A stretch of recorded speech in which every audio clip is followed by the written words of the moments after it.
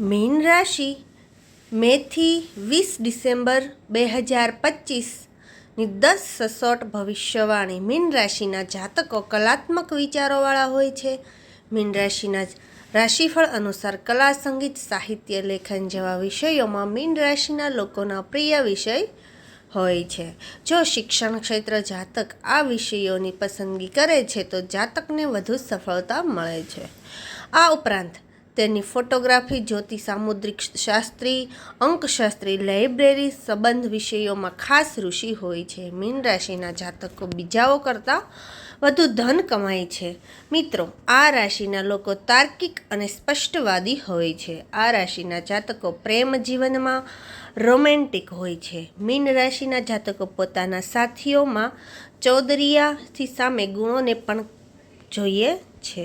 જો તમનો પ્રેમ સાચો હોય છે તો તેઓ પોતાના પ્રેમ ખાતર બધું બલિદાન આપવા તૈયાર રહે છે. મિત્રો, વિડીયોમાં આગળ વધતા પહેલાં જો તમે પણ ઈચ્છો છો કે મા લક્ષ્મીના આશીર્વાદ હંમેશા તમારા પર રહે તો વિડીયોને લાઈક કરી અમારી ચેનલને સબસ્ક્રાઈબ જરૂર કરજો અને કમેન્ટ બોક્સમાં જય મા લક્ષ્મી જરૂરથી લખો.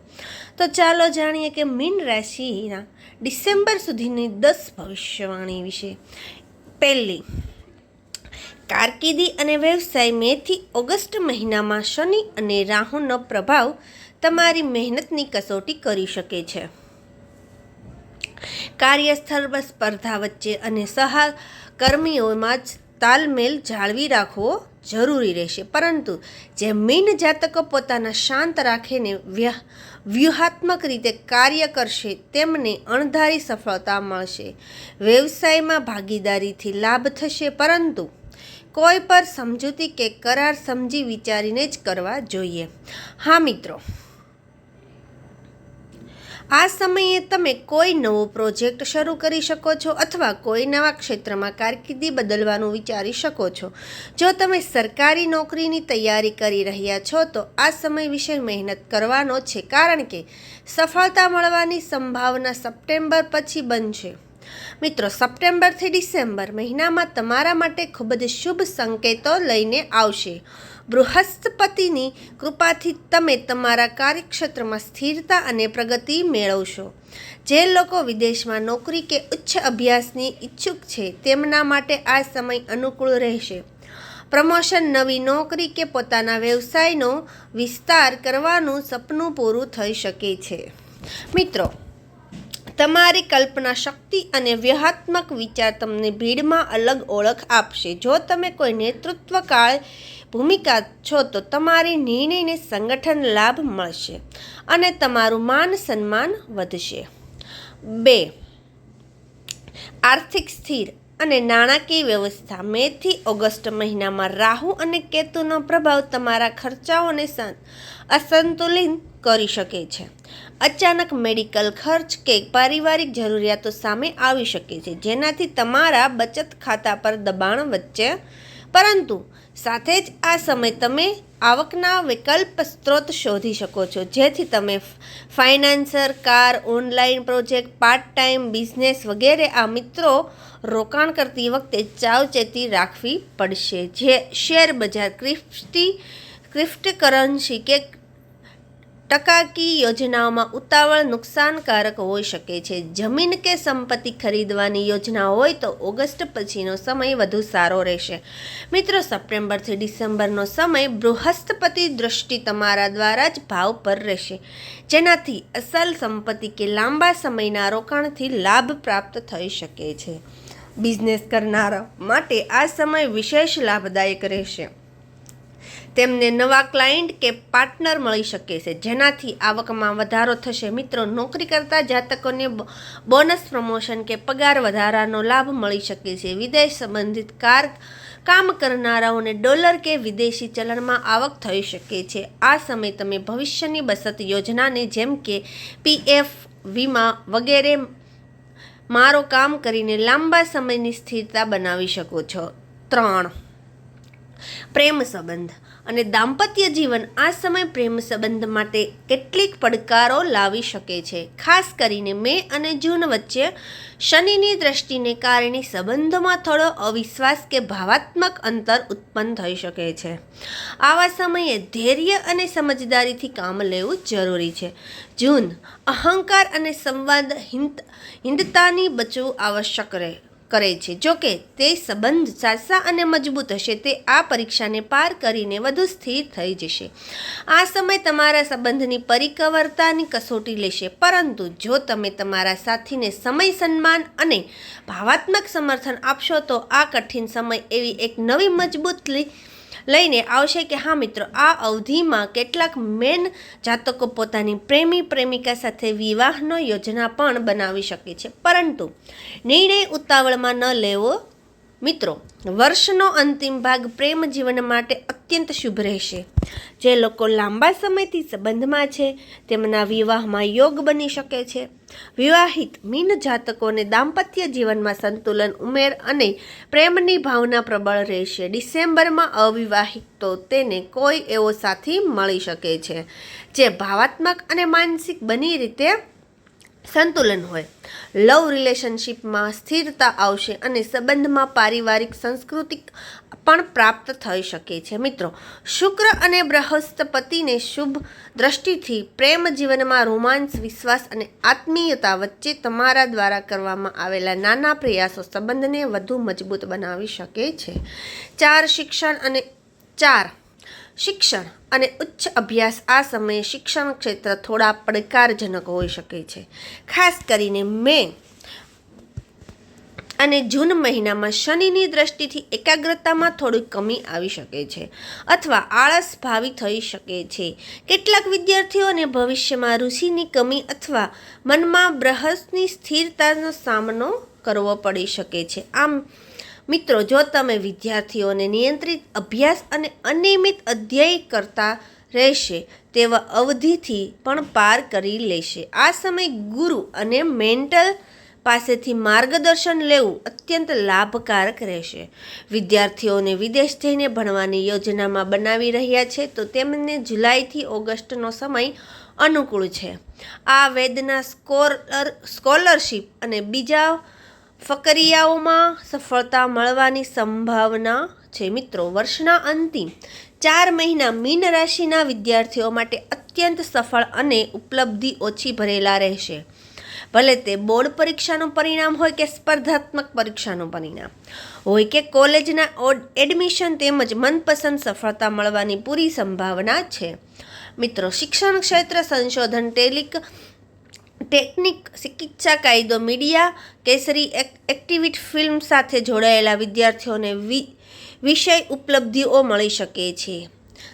તમે તમારા લક્ષ્ય તરફ આગળ વધશો અને તમારા પ્રયાસોને સમાજ કે પરિવારોમાં ઓળખ મળી શકે છે.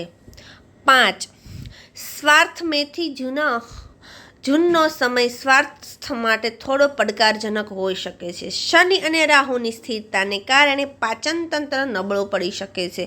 અસંતુલિત ખાનપાન, બહારનું તળેલું, ભૂજેલું ખાવા અને અનિયમિત દિનચર્યા તમારા સ્વાસ્થ્યને પ્રભાવિત કરી શકે છે. હા મિત્રો, કેટલાક મીન રાશિના જાતકો ઊંઘની કમી, અનિદ્રા કે માનસિક બેચેનીની સમસ્યા થઈ શકે છે. આવા સમયને ધ્યાન, યોગ અને શારીરિક ગતિવિધિઓ પર ધ્યાન આપવું આવશ્યક છે. આ સમયે ડૉક્ટરની સલાહ, રેગ્યુલર ચેકઅપ અને બ્લડ પ્રેશર કે શુગરની દરેક જરૂર હોઈ શકે છે. મિત્રો, જુલાઈથી સપ્ટેમ્બરનો સમય તમને સ્વાસ્થ્ય પ્રત્યે ફરી જાગૃત થવાની તક આપશે. જો તમે પહેલાં બીમાર રહો છો તો આ સમય શરીરમાં ફરી ઉર્જાનો સંચાર થઈ શકે અને સ્વાસ્થ્યમાં સુધારો દેખાશે. મિત્રો, સંતુલિત આહાર, સમયસર ભોજન અને પર્યાપ્ત પાણી પીવાથી આદત તમને મજબૂત બનાવી છે. માનસિક તણાવ દૂર કરવા માટે પારિવારિક કે મિત્રો સાથે સમય વિતાવવાનો લાભદાયક રહેશે. મિત્રો, વર્ષના અંતિમ મહિના સ્વાસ્થ્યની દ્રષ્ટિએ સારા રહી શકે છે. જો કે તમે આખું વર્ષ નિયમિત જીવનશૈલી આપવાથી વૃદ્ધિ મીન જાતકોને સાંધાના દુખાવા, શરદી કે જૂના રોગોમાં સંબંધિત ફરિયાદો હોઈ શકે છે, જેના માટે સમયસર ચિકિત્સાશાસ્ત્ર આવશ્યક છે મિત્રો.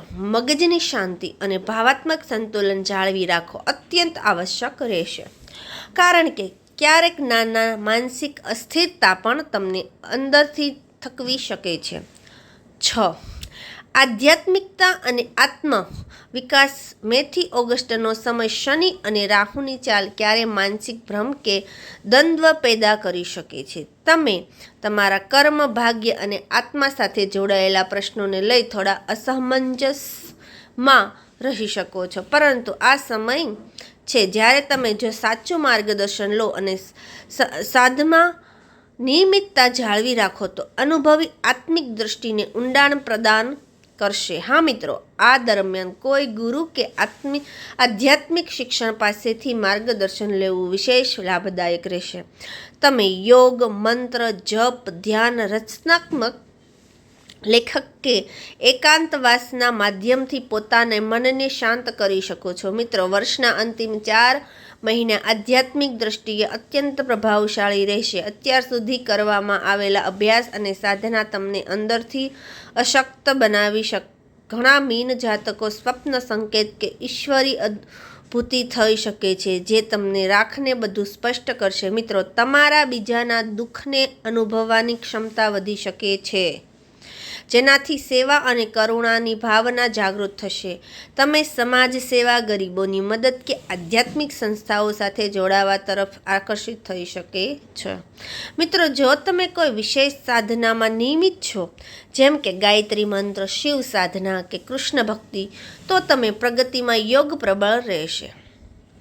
કેટલાક જાતકોને દિવ્ય અનુભવ પણ થઈ શકે છે, જેમ કે ગ્રહણ, ધ્યાનમાં લીધા સમયે ઉર્જાનો અનુભવ કે ઈશ્વર સાથે જોડાણનો અહેસાસ. 7. પારિવારિક જીવન. મે થી જૂનમાં ક્યારેય ઘરના નાના મુદ્દાઓ માટે સ્વરૂપ લઈ શકે છે, ખાસ કરીને જો સંવાદમાં સ્પષ્ટતા ન હોય. શનિ અને રાહુની સાલને કારણે માનસિક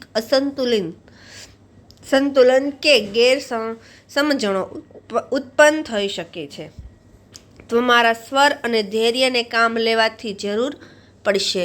મિત્રો, જો તમે વિવાહિત છો તો જીવનસાથી સાથે સંવાદમાં વિનમ્રતા જાળવી રાખો. બાળકોના શિક્ષણ કે વર્તન સાથે જોડાયેલી ચિંતા હોઈ શકે છે, પરંતુ યોગ્ય માર્ગદર્શન સ્થિતિ નિયંત્રણમાં આવી જશે. પરસ્પર વિશ્વાસ જાળવી રાખવાની પરિસ્થિતિઓ ઝડપથી સુધરશે. મિત્રો, જુલાઈમાં સપ્ટેમ્બરનો સમય પરિવાર સાથે મળી વિસ્તારવાનો શુભ સમય છે. ઘણા ખુશીઓનું વાતાવરણ રહેશે અને નાના મોટા પારિવારિક આયોજનો મનને આનંદિત કરશે. જો તમે ઘરમાં કોઈ નવીન કરુણ સજાવટ કે સંપત્તિ સાથે જોડાયેલા કાર્ય કરવા માંગો છો તો આ સમય અનુકૂળ છે. સંતાન પક્ષથી સુખદ સમાચાર મળવાના યોગ છે. અવૈવાહિક જાતકો માટે સંબંધની વાતચીત સંભવ છે, જેનાથી પરિવારમાં ઉમંગ અને ઉત્સાહનો માહોલ બનશે. મિત્રો, વર્ષનો અંત ચરણ પારિવારિક દૃષ્ટિકોણને અત્યંત સંતુલિત અને સુખદાયક રહેશે. તમારા પ્રયાસોથી ઘરનું વાતાવરણ શાંતિપૂર્વક બની રહેશે. વડીલોનું સ્વાસ્થ્યનું ધ્યાન રાખો. સાથે જ તમે ભવોથી શીખો. આનાથી પરિવારમાં સન્માન અને પ્રેમની ભાવના વધશે. મિત્રો, તમારા નિર્ણયોમાં પરિવારનો સમર્થન મળે અને કોઈ લાંબા સમયથી ચાલતો પારિવારિક વિવાદ કે સંપત્તિ સાથે જોડાયેલા મામલો ઉકેલાઈ શકે છે. ઘરના બધા સભ્યો એકબીજાને ભાવનાઓની કદર કરશે. 8. ઉદ્યોગ, સહાયિકા અને નવા સાહસો. મે થી જૂન તમે તમારા વિચારોને જમીન પર ઉતારવાની દિશામાં સક્રિય થઈ શકો છો. જો કે શનિ અને રાહુની ચાલ કેટલીક અડચણ કે ભ્રમ ઉત્પન્ન કરી શકે છે, પરંતુ જો તમે યોગ્ય તૈયારી કરી છે તો જોખમોનું આકલન કરી લીધું છે તો તમે આજ આર્થિક રીતે કાર્ય શરૂ કરી શકો છો. હા મિત્રો, બાહ્ય રોકાણ, ભાગીદારી કે બેંક લોન લેવા પહેલાં નિષ્ણાત પત્ની સલાહ અવશ્ય લો. આ સમય ધીમી શરૂઆત કરવી તમારા માટે ભવિષ્યમાં લાભદાયક સાબિત થઈ શકે છે.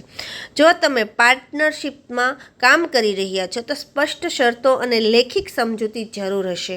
મિત્રો, જુલાઈથી સપ્ટેમ્બરમાં તમે તમારા કાર્યમાં સ્થિરતા અનુભવશો. જે લોકો પહેલાંથી જ શરૂઆત કરી ચૂક્યા છે તેમને ધીમી ગ્રાહકોની પ્રતિક્રિયા, નેટવર્કિંગ અને માર્કેટિંગમાં સફળતા મળવા લાગશે. ડિજિટલ પ્લેટફોર્મની કે સોશિયલ મીડિયામાં માધ્યમથી તમારી સેવાઓનો પ્રસાર કરવો આ સમય અત્યંત લાભકારી રહેશે. મિત્રો, આ સમય ઉત્પાદનની ગુણવત્તા, ગ્રાહક સેવા અને ઇનોવેશન પર ધ્યાન આપવાનો છે. ઓનલાઈન બિઝનેસમાં છો તો આ સમય તમારા માટે ઝડપથી વધુ નારો હોઈ શકે છે. મિત્રો, ઓક્ટોબરથી ડિસેમ્બરનો અંતિમ ચરણ તમારા મહેનતનું ફળ આપશે. તમારા ઓળખ વચ્ચે આર્થિક લાભની સંકેતો મળશે અને લોકો તમારી સેવાઓ પર ભરોસો દર્શાવશે વા લાગશે. જો તમે કોઈ નાના સ્તરથી શરૂઆત કરી હતી તો હવે તમે તેને વિસ્તારવાનું વિચારી શકો છો. સામાજિક જીવન અને જાહેરાત મેથી જૂનનો સમય તમે તમારા ક્ષેત્રમાં કોઈ ઉપલબ્ધિ કે કાર્યને કારણે ચર્ચામાં આવી શકો છો. તમારી મહેનત અને સમર્પણને સમાજ કે તમારા સંગઠન દ્વારા પ્રસન્નતા મળી શકે છે. કોઈ પુરસ્કાર, પ્રશસ્તિ પત્ર, મીડિયાઓ ઉલ્લેખ કે વરિષ્ઠનું પ્રશંસા મળી શકે છે. કે મિત્રો, આ સમય નેટવર્કિંગ માટે પણ શુભ રહેશે. તમે પ્રભાવશાળી લોકોથી મળી શકો છો, કોઈ એવા સમૂહમાં સામેલ થઈ શકો છો કે તમારી છબીને વધુ સશક્ત બનાવે છે. જો તમે સમાજ સેવામાં પ્રેરણાદાયક કાર્યો સાથે જોડાયેલા છો તો લોકોની દ્રષ્ટિમાં તમારું સન્માન ઝડપથી વધશે. મિત્રો, જુલાઈથી સપ્ટેમ્બર સુધીનો કાર્ય તમને કોઈ નેતૃત્વ ભૂમિકામાં લાવી શકે છે. સમાજ, પરિવાર કે કાર્યક્ષેત્રમાં લોકો તમારી સૂચનને મહત્વ આપવા લાગશે. કોઈ સામાજિક આયોજનની જવાબદારી તમને સોંપવામાં આવી શકે છે જેના તમારું પ્રતિબંધન, કૌશલ્ય અને સેવાભાવી અને ઝડપ છે. મિત્રો, તમારા દ્વારા કરવામાં આવેલા કાર્યોથી પ્રેરિત થઈને કેટલાક લોકો તમને આદર્શ માની શકે છે. જો તમે પબ્લિક સ્પીકિંગ, લેખક કે ઓનલાઈન કોન્ટેક્ટ્સ ક્રિએશન સાથે જોડાયેલા છો તો આ સમય તમારી છબીને સન્માનજનક સુધી પહોંચાડવાનો યોગ્ય સમય છે. મિત્રો, ઓક્ટોબરથી ડિસેમ્બર જો તમે સામાજિક સંસ્થાઓ, ધાર્મિક આયોજનો, એજન્સીઓ, શિક્ષણ, પ્રશંસનની ક્ષેત્રમાં કાર્ય કરી રહ્યા છો તો તમને વિષય સન્માન પત્રક કે નવી જવાબદારી મળી શકે છે. કેટલાક મીન રાશિના જાતકોને સરકારી કે સામાજિક મંચ પર બોલવાનો અવસર પણ મળી શકે છે. અન્ય શૂન્ય ઋણ મુક્તિ અને નાણાકીય વ્યવસ્થા મેથી જૂનમાં ગ્રહોની સ્થિતિ તમારા પક્ષમાં ધીમી કામ કરવાનું શરૂ કરી દેશે. નોકરી કરતા લોકોને બોનસ, પ્રમોશન કે સાઇડ ઇન્કમનો લાભ મળી શકે છે. જ્યારે વ્યવસાય કરતા જાતકોને જૂન રોકાણ રિટર્ન મળવાનું શરૂ થઈ શકે છે. મિત્રો, આ સમય ઋણ ચૂકવવાના પહેલા માટે અનુકૂળ છે. તેઓ બેંક લોનની પુનર્ગઠન યોજના, વ્યાજના રાહતને હપ્તાઓનું પુનઃનિર્ધારણ જેવા વિકલ્પો પર કામ કરી શકો છો. જો તમે કોઈ ગોલ્ડ લોન, પર્સનલ લોન કે કોઈ પરિચિત પાસેથી ઉધાર લીધા છે તો ધીમે તેને ચૂકવવાની તકો મળશે. મિત્રો, જુલાઈથી સપ્ટેમ્બર કરવામાં આવેલી આર્થિક યોજનાનો રંગ લાવવાનું શરૂ કરશે. જો તમે યોગ્ય પ્રબંધ કર્યું છે તો આ સમય સુધી તમે તમારા કર્જનો એક મોટો હિસ્સો ચૂકવશો. આ સમય બિનજરૂરી ખર્ચાથી રોકવાનો સમય રાખો અને માત્ર જરૂરિયાતો પર ખર્ચ કરવો અને તમારી પૂંજી હશે. મિત્રો, વર્ષના અંત 3 મહિના જૂના કર્જથી મુક્તિ મેળવવાની દિશામાં નિયંત્રણ સાબિત થઈ શકે છે.